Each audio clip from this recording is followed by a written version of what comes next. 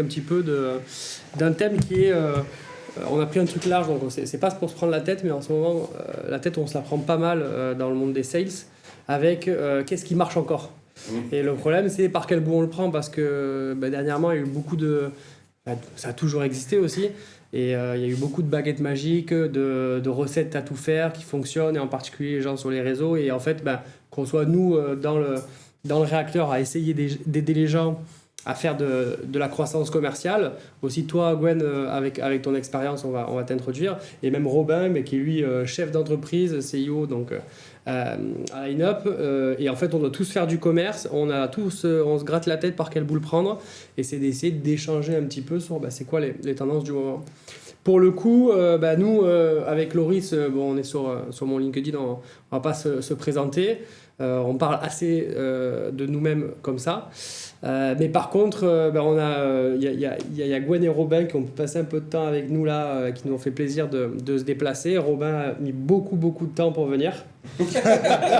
Parce qu'il a le bureau d'à côté au BIC. Robin, est-ce que tu peux te présenter un petit peu en deux mots ? Merci Nico. Du coup, moi je suis président et fondateur de Line-Up Océan. Line-Up Océan, on est une start-up Green Tech et société à mission depuis notre création en 2022, basée à Montpellier, à 50 cm des bureaux de Sharp. Il n'y a qu'un mur qui nous sépare. Il n'y a qu'un mur qui nous sépare, il est très fin sur le couloir de vos On va pas faire la blague habituelle. Voilà, on va zapper la blague habituelle, exactement. Mais du coup, nous, on est spécialisé dans l'éco-conception des aménagements maritimes. Donc, en fait, on fait de l'habillage écologique d'infrastructures, que ce soit les digues, les ports, les zones offshore pour les éoliennes. Bref, on met des récifs dans l'eau. Et ce business nous impose de très très bien connaître notre segmentation de marché, nos cibles, de faire de la veille sur les travaux, en fait de la veille marché, mais très focus sur les travaux menés en Méditerranée, en Atlantique, en Manche et même ailleurs. Et c'est vrai qu'on a été amené à être finalement très rapidement des utilisateurs de Sharp. Yes. Pour pouvoir en savoir plus sur nos prospects, plus sur leur marché actuel et leurs tendances, et puis apprendre finalement dans un contexte business qui est dur sur un marché très complexe. Excellent. C'est très bon. C'est clair. Énorme. Il adapte, mais il est habitué aussi. C'est du gros je pitcher, sors d'un ça. rendez-vous commercial, alors bon, les gars, C'est du gros je suis un peu pitcher, aiguisé ça. là aujourd'hui. Là. Il est sharp. Je suis un peu aiguisé. Merci Robin.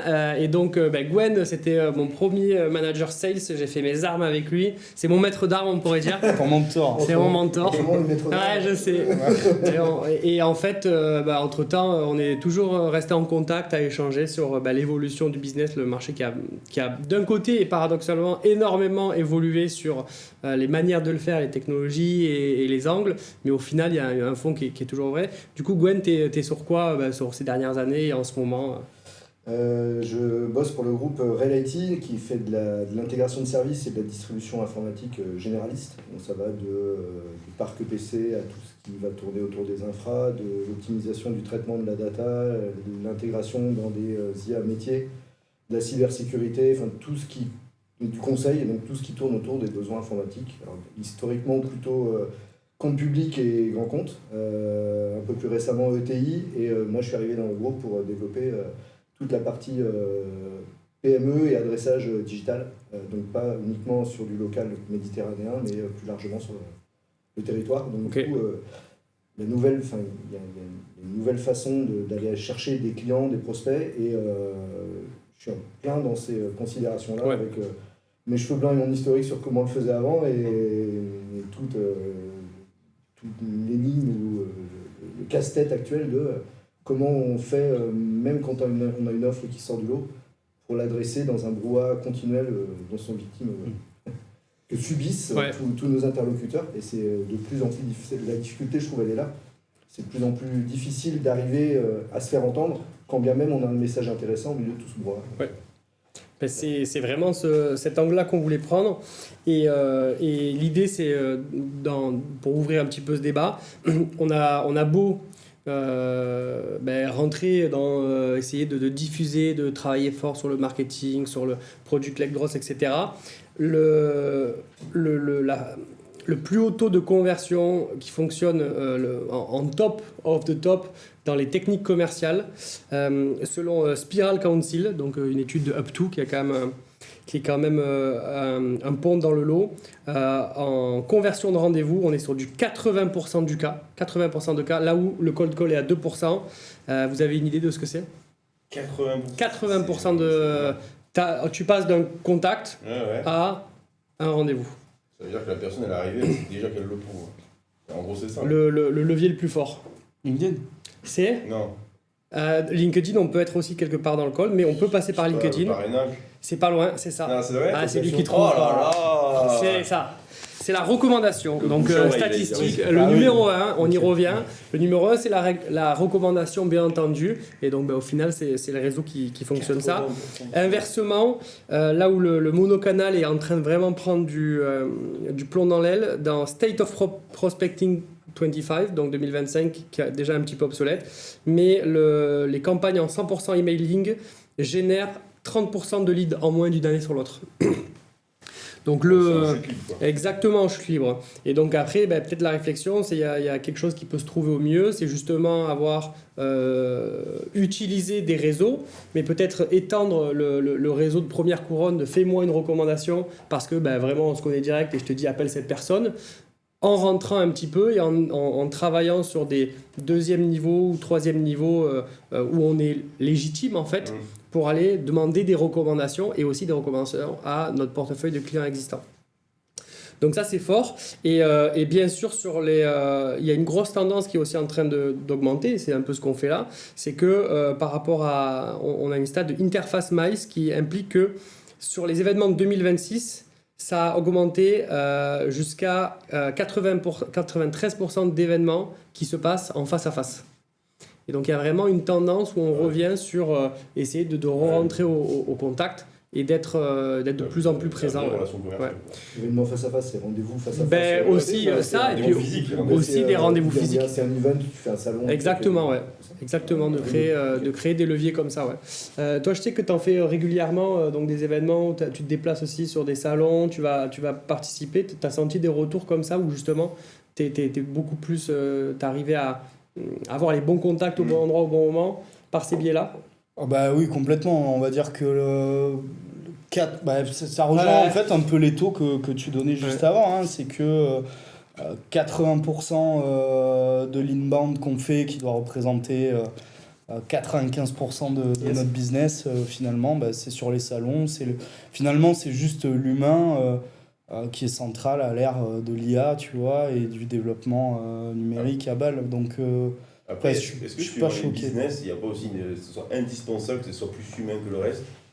Peut-être que le tien, il faut vraiment... Nous, le marché, je veux dire, je suis face à des élus, je suis face à des directions portuaires, je suis face à des têtes de file qui, en fait, veulent te regarder droit dans les yeux pour comprendre ce que tu es en train de leur vendre et à quel prix et qu'est-ce que ça va ramener au territoire et qu'est-ce que ça peut apporter en termes de bénéfices, à la fois sur un mandat politique comme finalement aux usagers du territoire au quotidien, quoi. Donc c'est sûr que ça se passe dans le blanc des yeux. Là j'en sors en plus, je veux dire, c'est pour ça que j'avais envie d'une bonne bière avec vous. Sans alcool. C'était typiquement ça. Oui, nous c'est compliqué de le faire à distance. Ça peut permettre de qualifier ou pré-qualifier un lead à distance pour ensuite, dans tous les cas, se rendre sur place. C'est ça. Moi, je sais que le contact, le terrain, il est obligatoire dans le business, même si on attaque si on arrive vraiment à commercialiser, dans tous les cas, il va falloir qu'on aille sur le terrain. Donc après, c'est propre à notre business, mais voilà, quoi. Ça fait la différence. Et d'ailleurs, sur les priorités des dirigeants, pareil, on a le numéro 1 donc dans un sondage, en tête sur les entreprises françaises, c'est la prospection et la croissance commerciale, qui est aussi en numéro 1 dans les préoccupations. Et donc forcément, on teste plein de choses. on met pas mal de choses en place. Gwen, toi, du coup, sur les choses que tu as pu voir là, sur les 2 dernières années, c'est quoi que tu as essayé parce que la promesse était belle et au final que tu as arrêté de faire parce que ça marchait plus, quoi. Il y a un truc qui marchait bien il y a 5-6 ans en arrière, c'était tout ce qui tourne autour du SEA, des achats de mots-clés. Ah ouais. Et, en fait, à moins d'avoir une interface vraiment dédiée à ça, d'être full SEO et d'avoir tout structuré ton approche, c'est impossible aujourd'hui, enfin très difficile je pense, de trouver un ROI sur ces sujets-là. Okay. Et même constat que ce que tu disais sur les emailing, tant que tu es généraliste, alors tu as une offre qui est plus tranchée sur peut-être des personas très orientés. Quand tu fais de l'informatique généraliste, tu as des personas qui peuvent être assez... Tu as vite fait en fait de ne pas être sharp dans ton approche. Et du coup, je trouve que l'emailing, typiquement généraliste, ça marche plus. Et je trouve qu'il faut prendre des angles. Et tu as vraiment la notion de, maîtriser ton offre, ce qui est de toute façon une nécessité, mais 2, d'avoir une approche très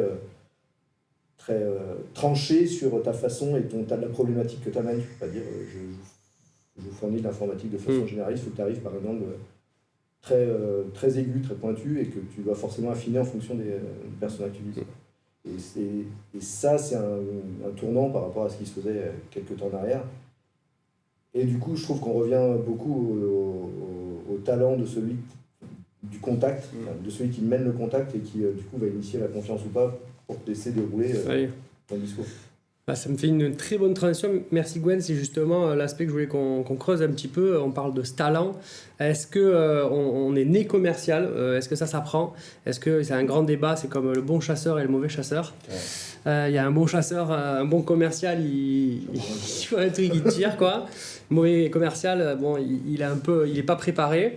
Et donc, dans ces fondamentaux humains où on sait qu'il y a de l'intelligence commerciale, relationnelle, et puis ça, plus on en fait, plus on apprend, elle est où la place d'une marge de progression, et est-ce que cette marge de progression elle peut être justement structurée par des outils par exemple, ou par des méthodes purement. Donc par rapport à l'expérience, surtout je reviens sur toi Gwen, que tu as pu avoir dans les teams que tu as pu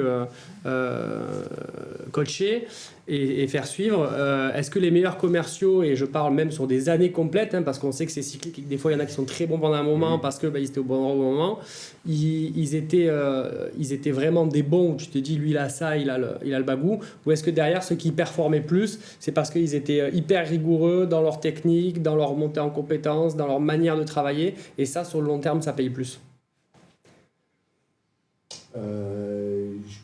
Je pense qu'il y a deux choses. Il y a la notion de prospection et tu as la notion de développement. Okay. Déjà je pense que c'est à distinguer, parce que ton premier contact, il est fait forcément par quelqu'un qui a le sens de la com et qui est très pointu sur sa façon d'attaquer. Donc il y a toute une notion d'adéquation avec le market sur qui il appelle, à quel moment et sous quel angle, ce que je disais tout à l'heure.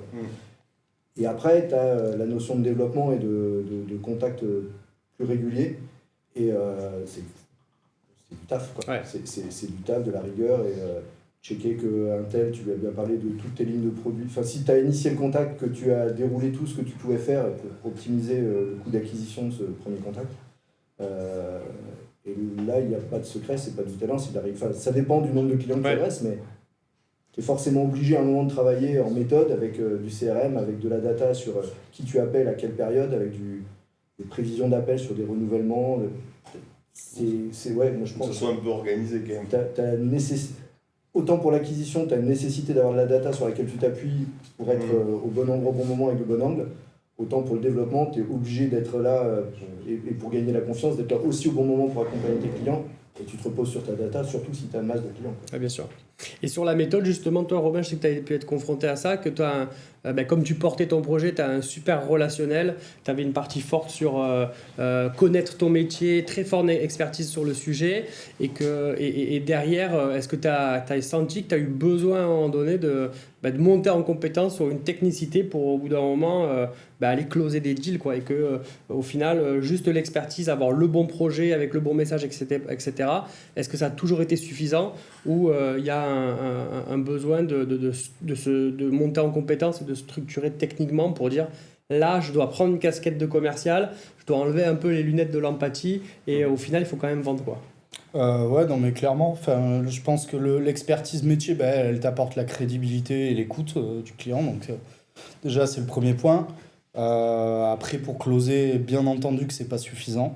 Je trouve que ce qui est intéressant, c'est à la fois de s'outiller, mais il faut s'outiller intelligemment par rapport à la force de frappe que tu as réellement, par rapport au timing que ta boîte t'offre en termes de trésor. Enfin, je veux dire, à un moment donné, faut être réaliste, quoi. Enfin, je veux dire, quand tu es dans des petites boîtes où tu tournes à 4 mois, allez, grand max 6 mois de trésor, au bout d'un moment, c'est l'aspect pratico-pratique qui compte. Donc, le côté pratico-pratique, c'est pouvoir avoir un minimum d'outils pour au moins suivre tes affaires, on va dire, de manière correcte, sans rentrer dans du détail de CRM, de machin ultra pointu qui, de toute façon, va pas faire le job à ta place.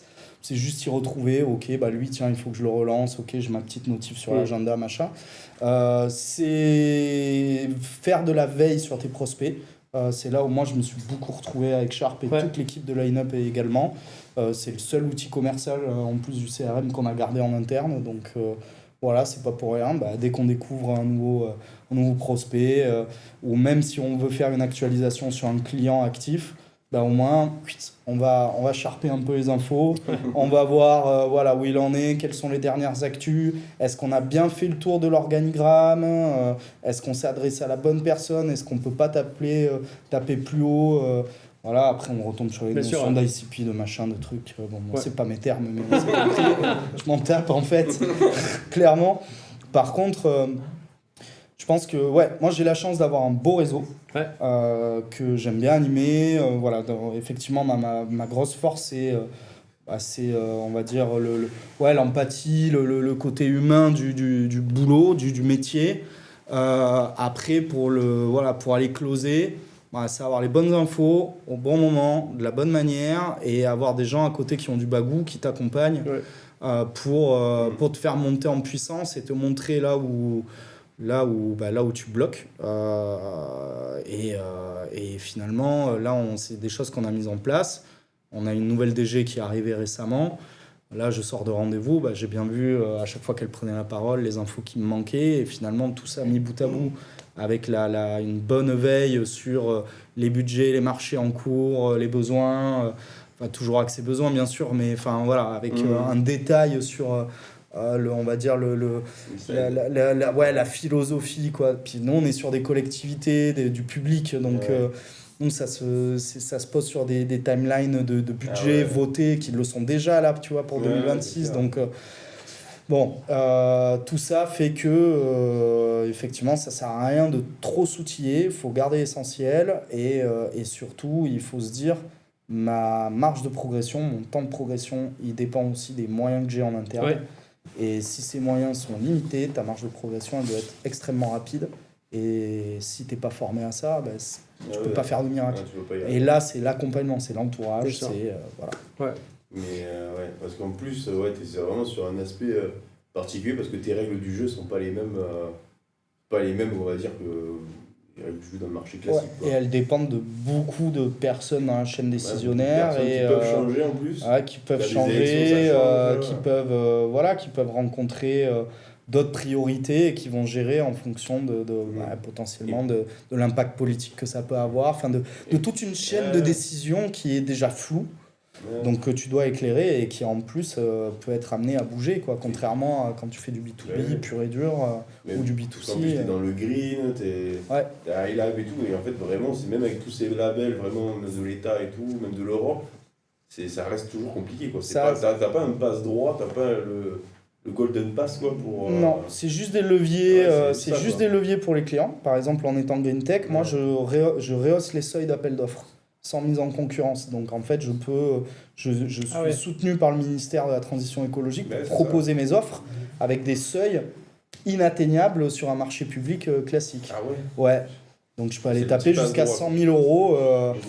C'est un passe droit. Mais ça, c'est juste des leviers, c'est de la facilitation pour le client. Donc ça le rassure, il se dit ok, ça va pas être compliqué, machin. Mais c'est pas ça qui va non plus être décisif dans l'acte d'achat, quoi. Yes. Voilà. Excellent, super intéressant. Et on voit aussi à chaque fois que chaque marché a ses mécanismes propres. Et tu parlais aussi des techniques, du bon vocabulaire, etc. Et en fait, je pense qu'il y a un truc qui est hyper important, c'est que quand on arrive en étant sales dans un nouvel univers, c'est un truc sur lequel on a voulu beaucoup travailler nous, c'est le partage des bonnes pratiques. Et c'est de dire, souvent aussi dans le monde comme ça de la tech, ou en tout cas de l'innovation. On a des dirigeants qui ont porté le projet depuis le début, qui ont été vraiment les premiers sales de leur boîte, parce que tu es forcément le premier commercial de ta boîte. Et après, quand tu essaies de faire venir d'autres personnes et d'arriver à faire en sorte que tout ne repose pas sur toi, de partager les bonnes pratiques, il y a ce besoin-là de dire ok, le CRM c'est bien pour dire quels échanges ont été faits avec mon client, mais derrière, comment on a pu travailler sur partager les bonnes pratiques, partager cette connaissance un peu toi que tu peux avoir, bien que on ne pourra pas te remplacer, mais les signaux faibles que tu vas identifier chez un client pour la découverte. Et ça, c'est une fonctionnalité qu'on a voulu vraiment développer avec Sharp au niveau des tactiques, parce que l'idée, ça a été de se dire, moi, j'ai le scénario de cold call qui fonctionne bien chez mon meilleur sales, j'ai comment on va préparer le rendez-vous dans mon univers à moi, et je vais pouvoir le transférer grâce à l'IA. Et là, l'IA elle a une vertu vraiment humaine, parce qu'on va essayer de transférer une technicité sans faire du micromanagement, en disant je vais aller être un peu toujours présent sur plein de méthodes commerciales, et comme ça je vais pouvoir faire de la montée en compétences sans être tout le temps sur le dos des personnes. On peut faire du coaching et on donne des leviers supplémentaires au management. Je me rappelle quand moi j'ai commencé à l'époque de CompuFirst, qu'on faisait, et ça existe encore, on faisait des vies ma vie, donc on faisait l'onboarding, on arrivait dans l'entreprise et on allait passer des journées entières avec les autres sales. Et donc, on avait un énorme moment, et ça c'est toujours très bon, de partage avec les autres commerciaux sur comment tu fais ça, comment tu travailles, on faisait du shadow, etc.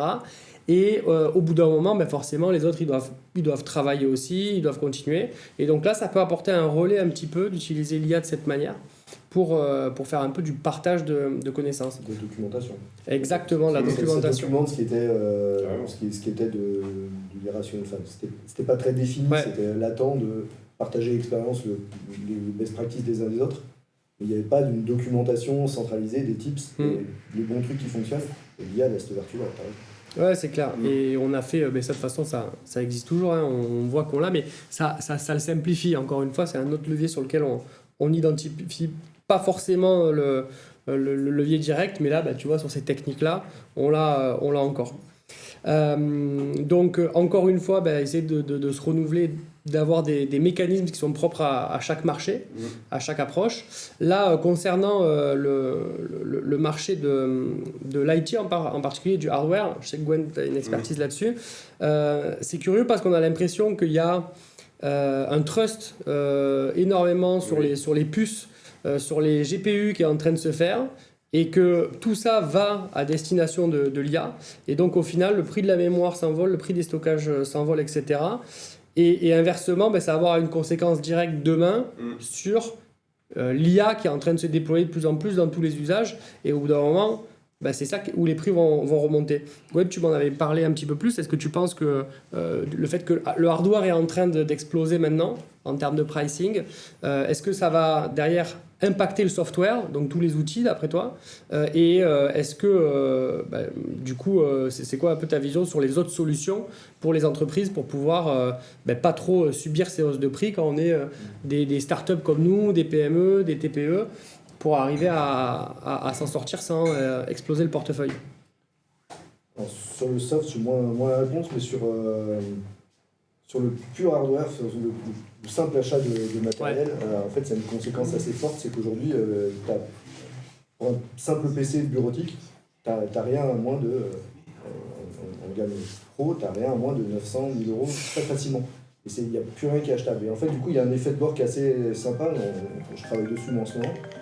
C'est l'idée que typiquement des matériels reconditionnés, s'ils le sont suffisamment bien et de bonne qualité, ils peuvent amener plein de réponses à des usages bureautiques simples à 50% de la valeur de ce qui serait neuf. Donc dès l'instant, ça remet, j'aime bien cet effet de bord où ça remet en valeur des matériels éco-recyclés. Ok, en plus c'est écolo. Ouais, recycler mode green, si tu le fais de bonne qualité, ça peut permettre de dévier une partie de tes achats.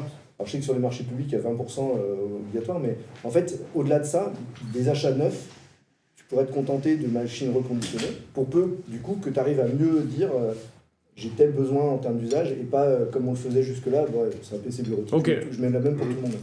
Et du coup, ça te demande d'être mieux en appréhension des besoins de tes utilisateurs, en connaissance de ton client, ce que tu disais. Yes. Et du coup, d'avoir des réponses plus orientées, pour peu que tu arrives à toujours avoir de la qualité, les bonnes réponses, les bons pouvoirs.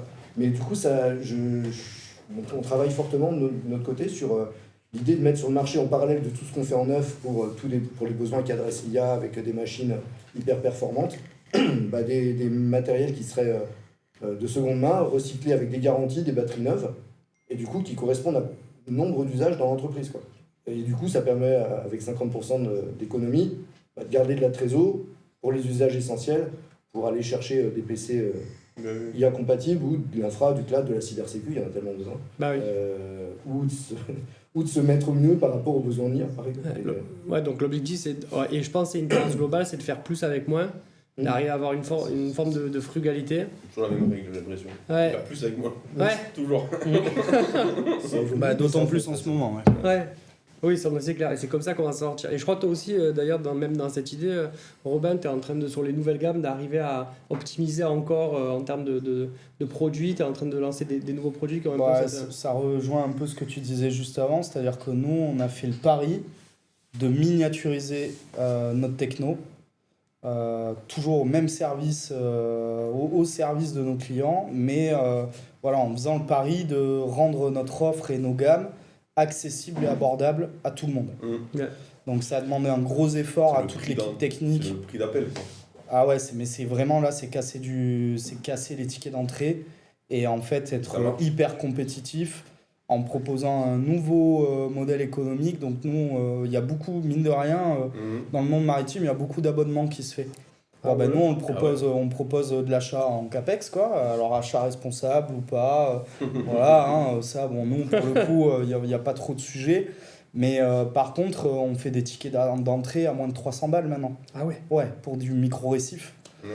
Posé sur le fond marin. Le prix d'entrée avant, c'est 4000, 3000, c'est ça? Ah ben voilà, c'était... Ça n'a rien à voir. Exactement, t'es du surqualitatif, alors qu'au début, tu n'arrives même pas à transformer... finalement tes prospects en clients.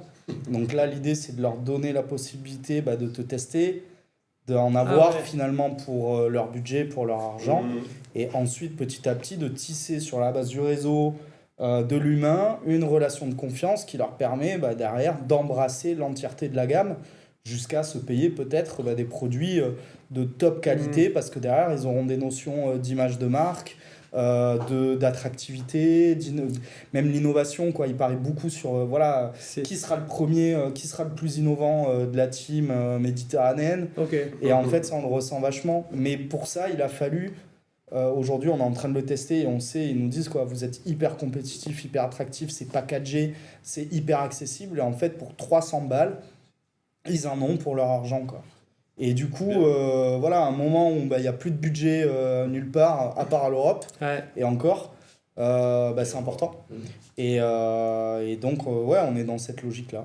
Ouais. Ouais, tu développes, en fait, tu rentres par un petit bout et après, au fur et à mesure, tu montes. Ouais, mais sans renier notre ADN, ni notre innovation. Oui, bien sûr. Ni, qualité, quoi. Sans renier la qualité, ni qui on est. Et est-ce que tu as un sacrifice prix, tu pourrais dire un peu, en disant on ouvre le... Est-ce que tu fais un peu tu sais que peut-être au début, ça a toujours existé, pareil, c'est de démarrer la relation en serrant un petit peu et après, tu rentres un petit peu par un... Est-ce que tu fais un peu un hippocampe de 3 ?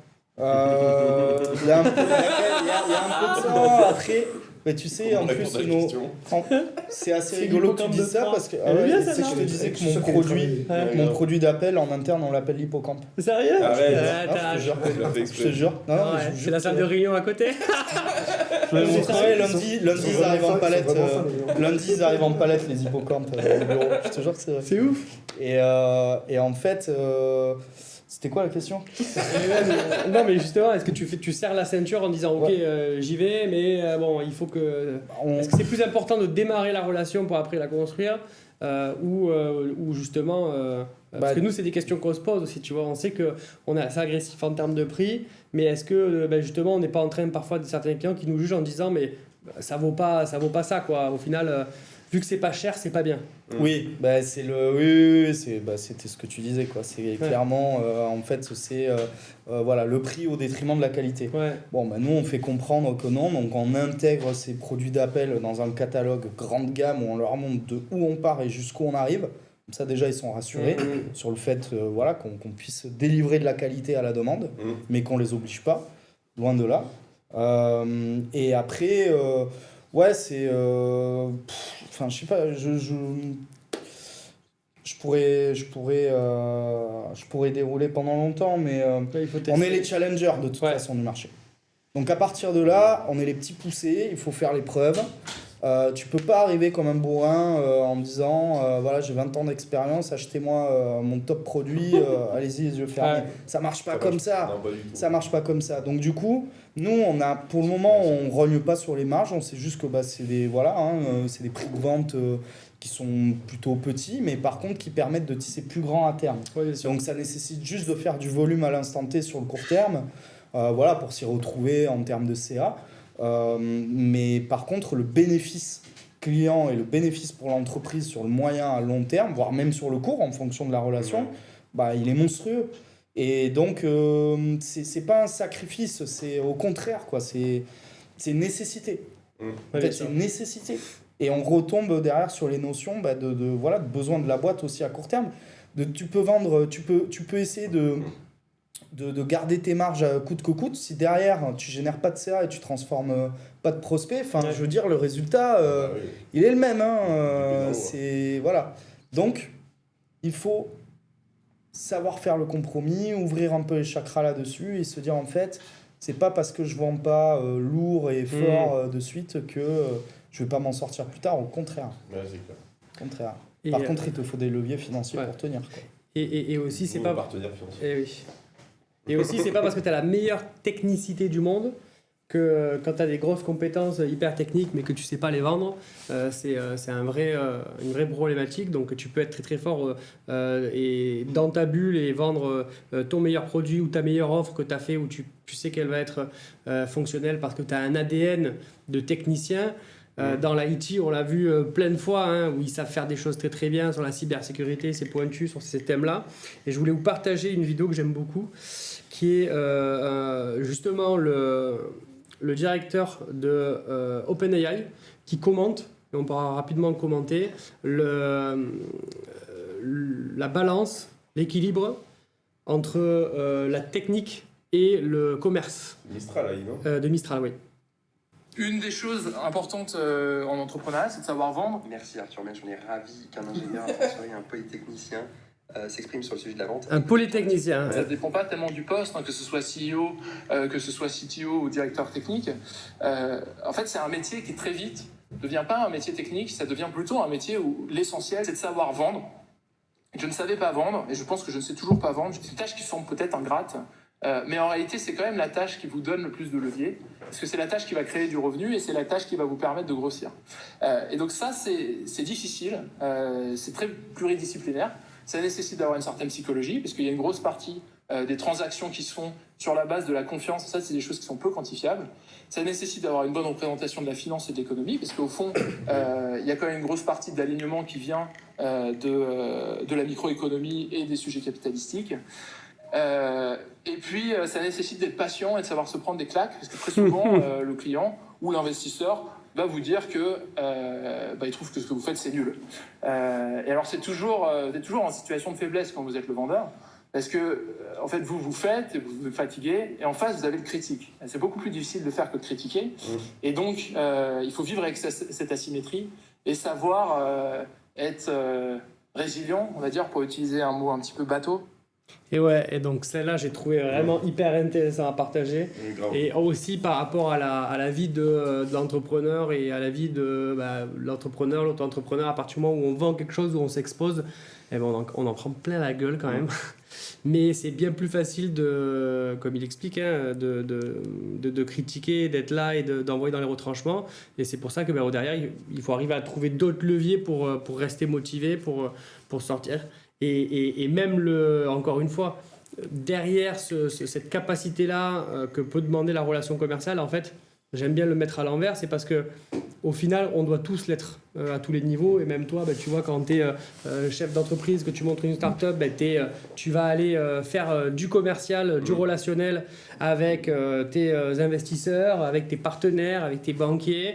Quand tu montes des projets avec tes patrons, avec tes partenaires et autres, il faut tout le temps avoir cet aspect-là avec une vision transversale. Et au final, on est tous obligés de faire quelque part du commerce, du sales dans ce sens-là, et de s'intéresser à l'autre, d'avoir de la matière et de l'information.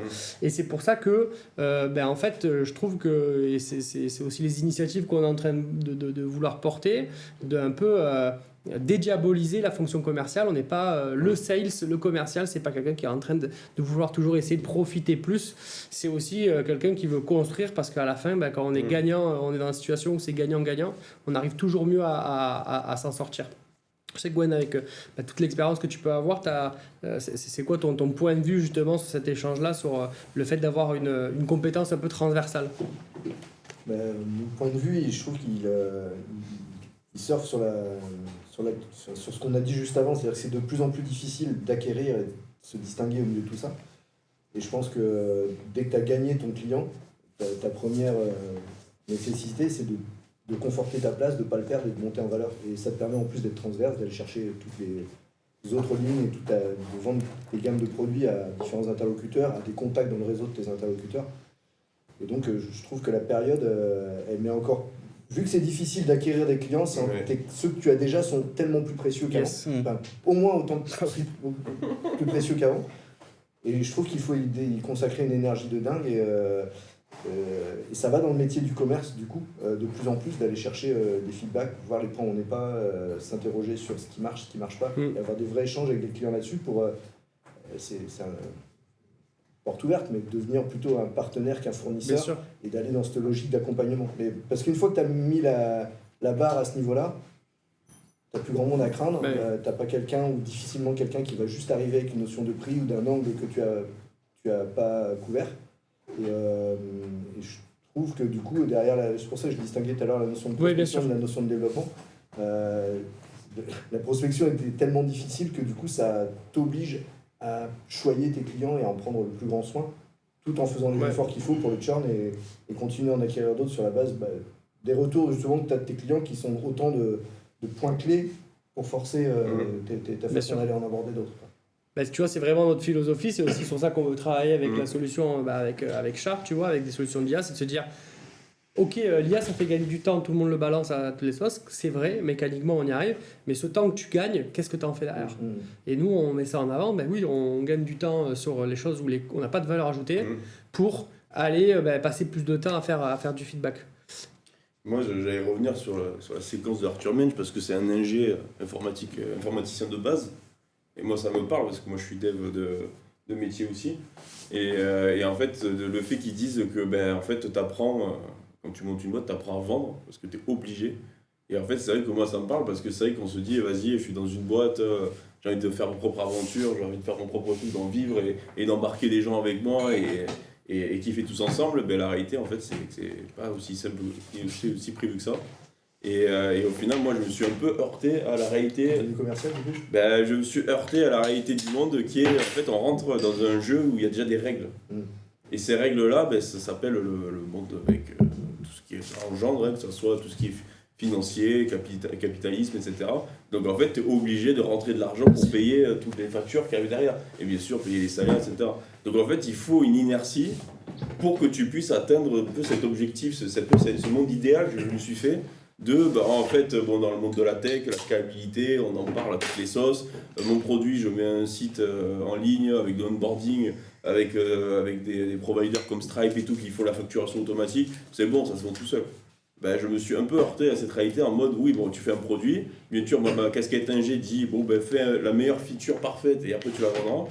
Et au final, moi, je suis tombé de haut quand j'ai compris que en fait, ça marchait pas du tout comme ça.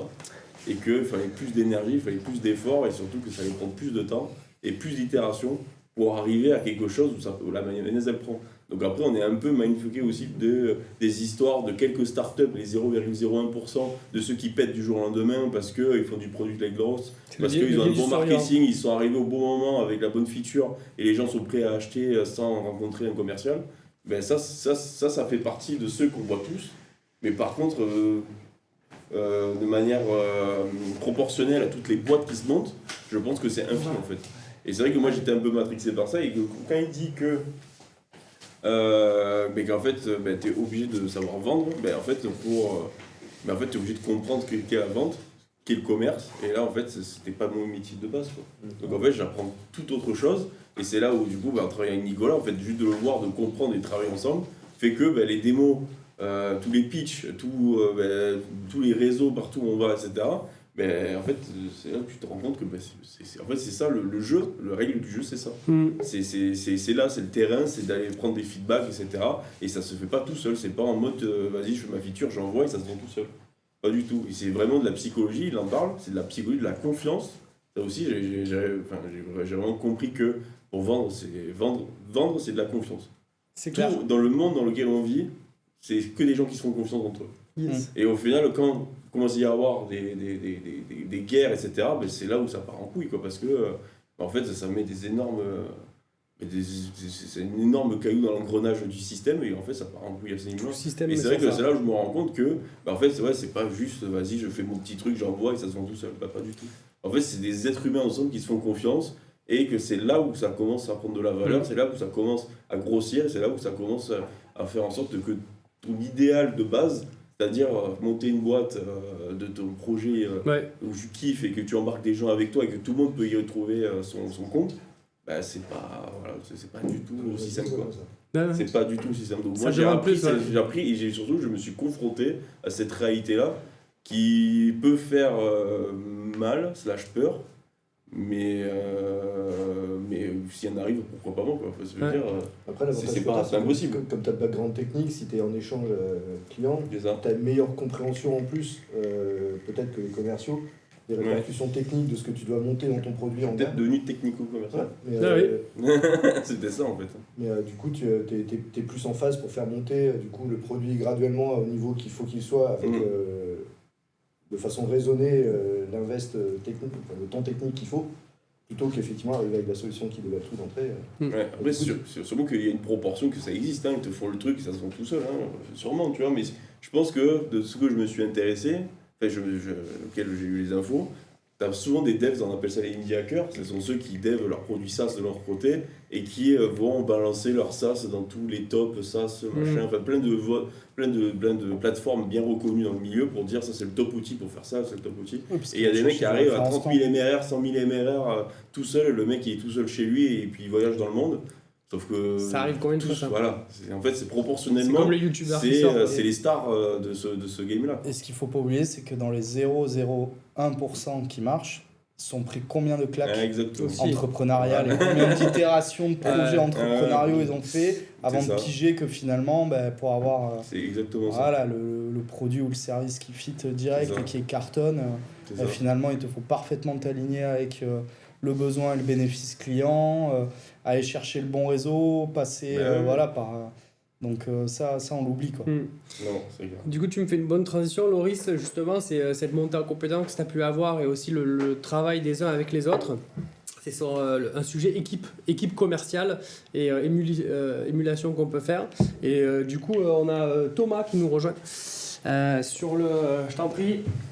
Ça va les gars ? Ouais. Bien. On va faire rentrer dans un Il l'avait pas vu. Surprise.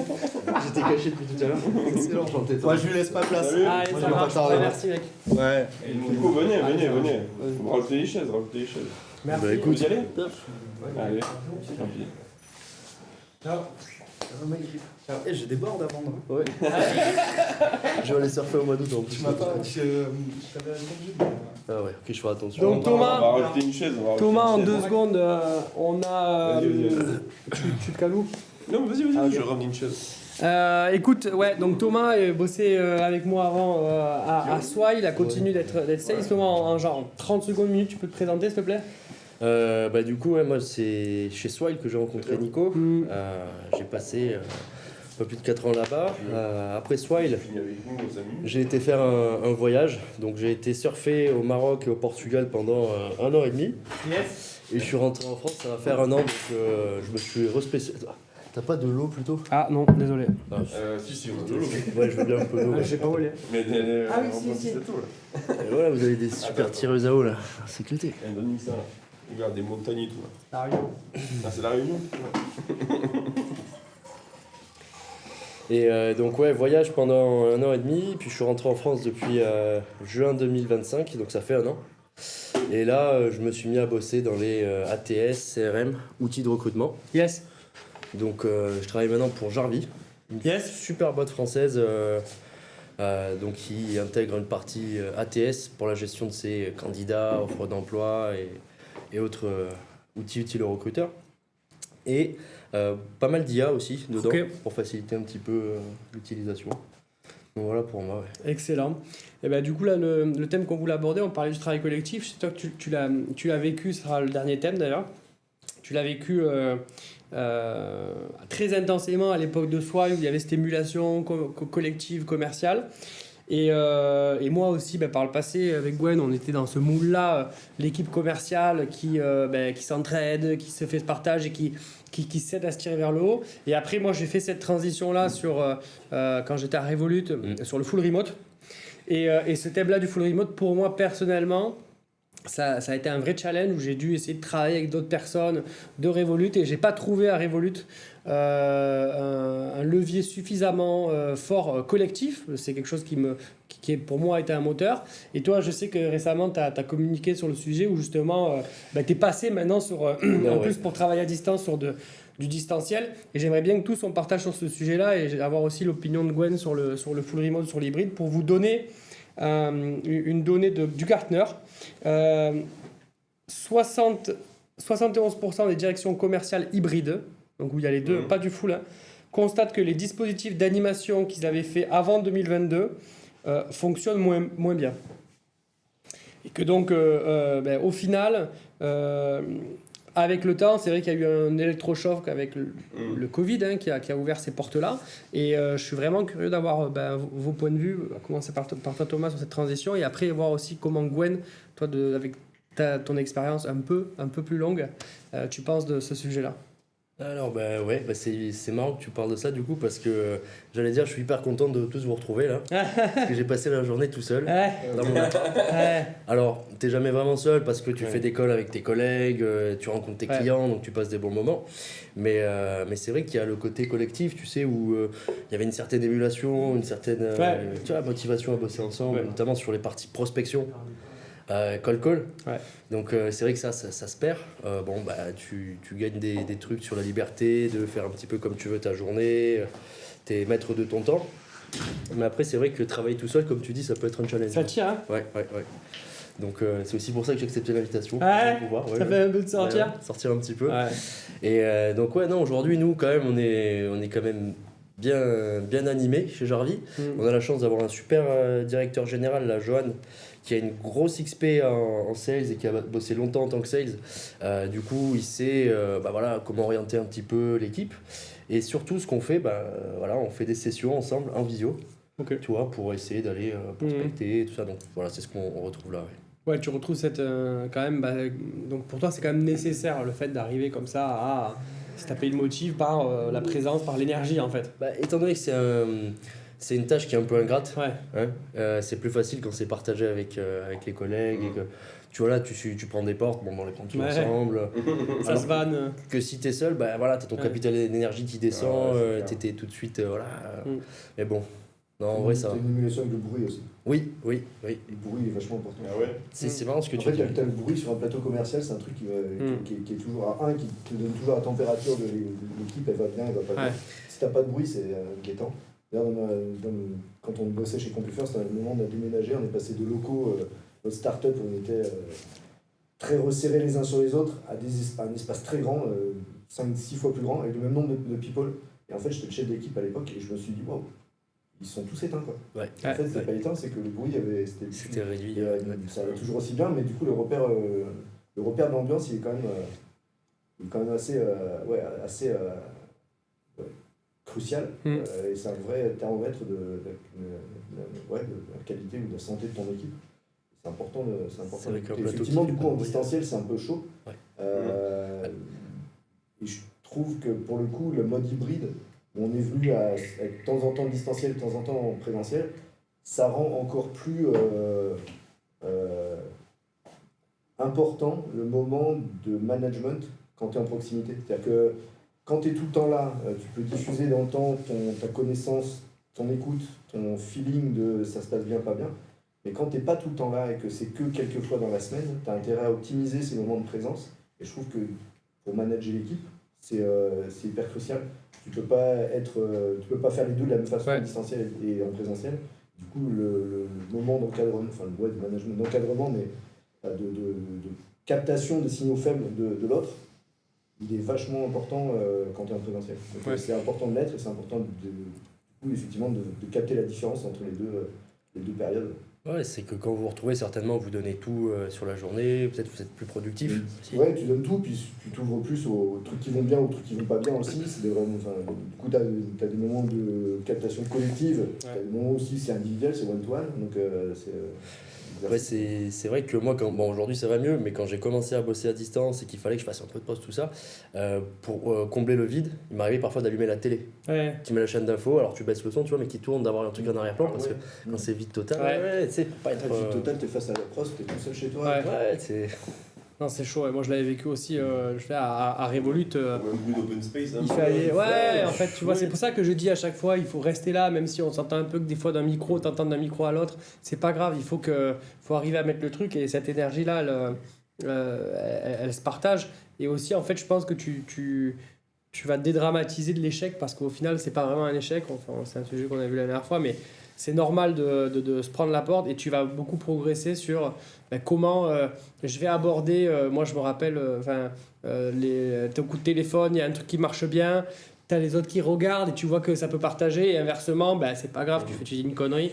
Et pareil sur la préparation des rendez-vous, de dire punaise, il arrive à sortir, t'entends une démo et dans la démo il y en a un qui a sorti un truc qui est là, waouh, tu le récupères. Ouais, grave, tu le récupères et tout. Ça marche bien, ça. Ouais, ça marche bien. Du coup, ça diffuse souvent sur les plateaux commerciaux. Quand t'en as un qui est bon, du coup il diffuse autour de lui et s'il a une expression, tu l'entends très vite chez les autres aussi qui est récupérée. Des tournures de phrases ou quoi.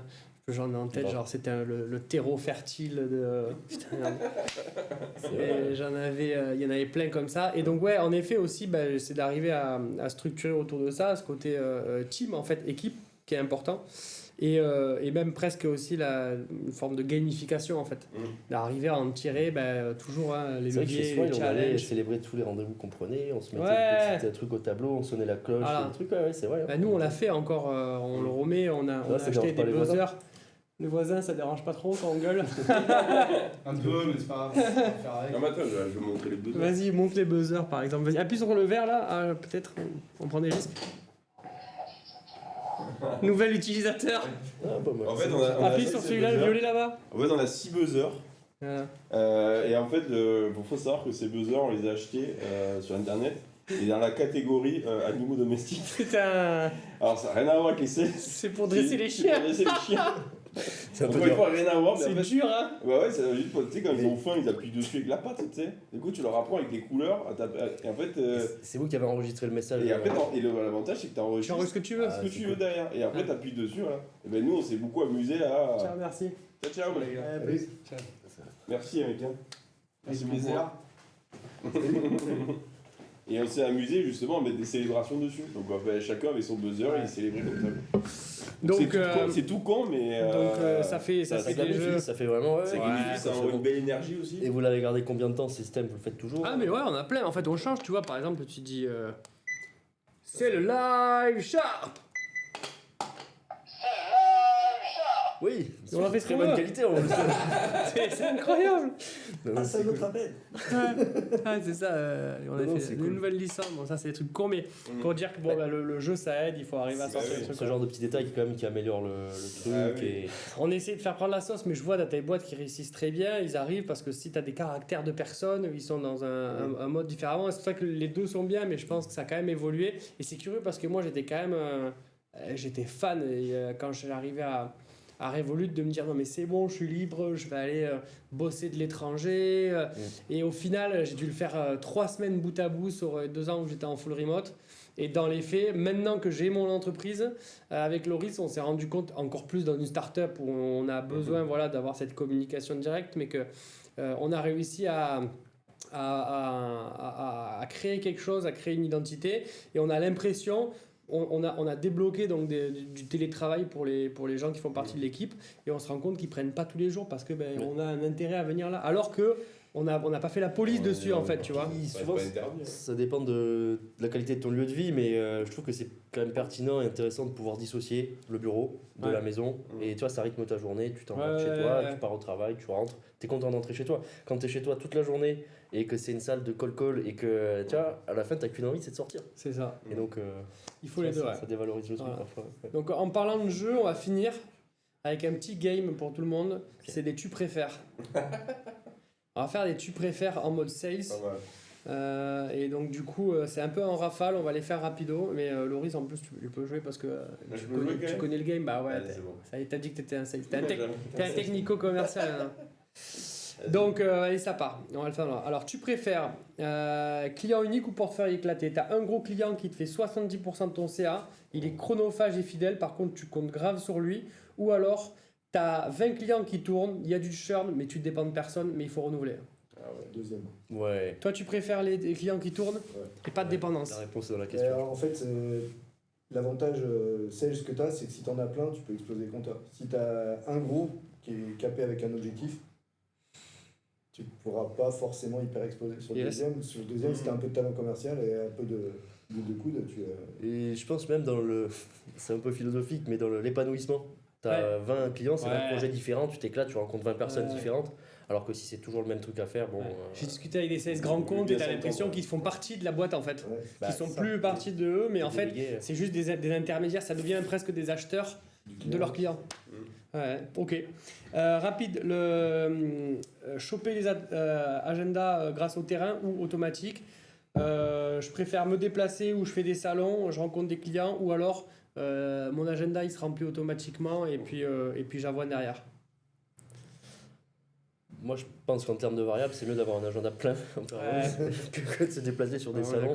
Surtout ça se remplit tout seul, c'est la facilité. Après, est-ce que c'est qualifié? Après, tu restes tout le temps chez toi. Et après, tu restes tout le temps chez toi. On revient. C'est bien le télétravail aussi. Oui, et après, des fois, on disait, je me rappelle, j'avais des potes sales, ils faisaient du terrain. Ils disaient, moi, quand je rentre quelque part pour un petit truc, après, je repeins les murs et le plafond parce qu'ils comprenaient aussi des choses quand tu es chez le client que tu peux comprendre. Je pense qu'il y a une vérité qui est un peu au mieux pour certains clients. Ben, nous, ça nous fait plaisir. On a cet ADN de faire des comptes moyens et d'échanger, d'aller à la praticité. Et par contre, quand on fait du relationnel, quand derrière on va chez un client, des fois on comprend plein de choses en fait par rapport à l'environnement, les dynamiques entre les gens qu'en visio tu pourras jamais le voir. La dynamique de hiérarchie entre des fois quand en physique c'est complètement différent. Tu as une lecture. Tu ouvres des portes pour te faire accorder du temps par des interlocuteurs que tu aurais peut-être eu du mal à avoir à distance. Et c'est autant de barrières à l'entrée pour tes concurrents qui, s'ils veulent arriver au même niveau de connaissance du compte, ils vont devoir ramer. Donc l'hybridation, elle va bien aussi. Tu crées une vraie relation avec la personne. Ouais, je pense qu'il y a la vérité là un peu au milieu. Et d'ailleurs, nous aussi, ça fait partie des valeurs qu'on porte parce que apporter de la matière grâce à Sharp en l'occurrence dans ces valeurs-là, c'est que tu arrives, on a échangé avec certains de nos clients où ils disaient moi je pensais que je connaissais bien mon client et en fait on rentrait, on parlait que d'une chose et j'ai pu utiliser Sharp et je me suis rendu compte qu'ils étaient en train de se développer sur d'autres secteurs que j'avais pas identifiés. Ça m'a permis d'ouvrir un débat parce que en fait comme le client est identifié sur un seul sujet, il n'ouvrait pas les autres et au final j'avais mes routines, c'était mon client, je faisais mon suivi, je faisais mon développement et là j'ai pu préparer mon rendez-vous avec Sharp et j'ai vu qu'il y avait une autre antenne qui était en train de faire un développement et ça m'a permis de choper un marché en plus, tu vois. Ouais, c'est un vrai sujet pour les sales d'être catalogué par ton client sous une étiquette parce que tu es un parmi X fournisseurs qu'il est obligé d'avoir. Ouais. Du coup, tu rentres dans une case. Et effectivement, sortir de la case. Et tu as des postes pour lesquels tu es obligé d'aller sur le terrain, tu es obligé d'aller rencontrer tes clients, Ouais. c'est sûr. Et d'ailleurs, par rapport à ce côté-là, un peu caméléon, est-ce que tu préfères maîtriser un seul secteur à fond pendant 10 ans et t'es un boss là-dedans, mais par contre c'est dur de bouger, ou alors t'apprends 3 nouveaux secteurs en 5 ans et tu changes à chaque fois? Enfin, de nouveau, j'en reviens à l'épanouissement, c'est bien de voir des choses. Ouais. Ça dépend, je pense que ça dépend du profil de la personne, mais voir des choses différentes, c'est peut-être plus sympa, puisque je dirais ça. C'est un côté sympa. Après, Toi, t'es dans l'expertise, ouais. J'aime bien maîtriser et amener la vraie valeur et pas être trop superficiel. Donc après, ça dépend, quand tu dis 3 ans, 5 ans, ça dépend de ta profondeur d'expertise sur le sujet. Mais j'aime bien maîtriser le truc. Ouais. Alors la vraie question sales, ou pas, justement, c'est question money. Le variable, je mise surtout du variable, gros upside, mais ça tangue. Ou alors, je veux du fixe, moins de plafond, mais je dors la nuit. T'es souvent tributaire de ce qui se fait sur le marché, quoi, mais... Soit t'as les crocs ou pas. Ouais.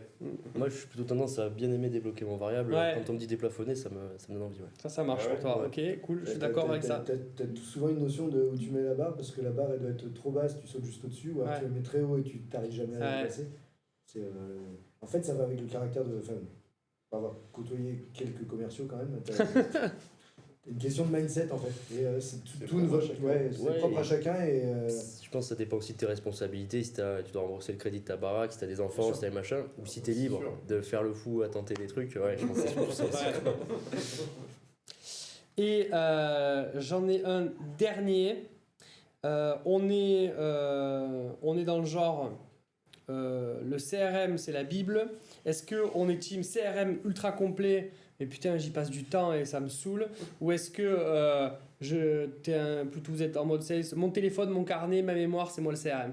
Tout est là. Toi aussi. Putain, aussi. Il faut renseigner son CRM, ça fait partie de la valeur de la boîte. Bien sûr. Il faut compléter le la CRM. base des bases. J'ai cité du Loris, c'est Most Valuable Solution, c'est la bonne solution pour me faire progresser. Les JTR. Ouais. Moi je suis CRM. Ouais, très organisé. C'est vrai que dans les faits c'est ça, je suis assez d'accord. Et il y a il faut pas être suréquipé, il faut pas que ça soit un frein à ton épanouissement sur ta vente, le fait que tu prennes du plaisir, parce que c'est tellement important pour avoir l'énergie et pour aller chercher d'autres. T'as un mix entre les deux, c'est pour ça la solution que tu disais d'aller de façon progressive sur le bon outil. Bon outil, celui qui donne le bon résultat et qui continue à le faire à chaque étape. Donc, c'est ça, et l'outil il est au service donc, de l'épanouissement, et nous c'était un peu dans les missions de Sharp, c'est qu'en fait on veut faire quelque chose qui soit vraiment au service de l'accomplissement du commercial. Et c'est ça notre valeur profonde, parce que l'accomplissement il a plein de niveaux. Tu as l'accomplissement de ton objectif, mais tu as aussi l'accomplissement de ton travail en tant que personne et de ta progression en tant que sales dans la technicité commerciale. Et moi, ce que ça m'évoque, c'est ce qu'il n'y a pas aussi maintenant des moyens, je pense au MCP, Cloud Cover, qui peuvent potentiellement compléter ton CRM à ta place, juste grâce à la transcription de ton call, ta vidéo. Oui. Parce que là, on n'a pas de valeur et on en revient sur les choses sur lesquelles on n'a pas de valeur. Nous, maintenant, on enregistre plein de choses et on travaille beaucoup plus vite, et après, on se focus justement sur passer du temps sur l'humain, sur avoir les bonnes informations pour s'intéresser plus à l'autre. Et je pense que ça, c'est une vertu qui est hyper positive et qu'on porte. Et je pense que c'est un peu on est tous d'accord sur ça, donc belle conclusion. Merci les gars, merci pour ce premier live un peu organisé. Il y en a eu organisé, il y a eu il y avait un premier, c'était un bricolage. C'est un 1.2. Et en tout cas, c'était assez sympa. Merci à la team régie aussi qui ont été super top. Ils sont on a mis les moyens. On a mis les moyens. Et c'était assez cool. Donc on verra à refaire ça une fois, et peut-être on le fera à la plage. Voilà. J'aurais peur. Il a pas les appareils photo. Il se pose des questions. Comment on va faire? Merci tout le monde. Merci les 3 spectateurs. Donc salut Souza. Et puis à bientôt. Merci. Salut. C'est toi qui peux couper, hein. Ah ouais. Nice, bravo les gars. Bravo, ça va bien. J'ai été surpris en arrivant, je savais pas que c'était un live.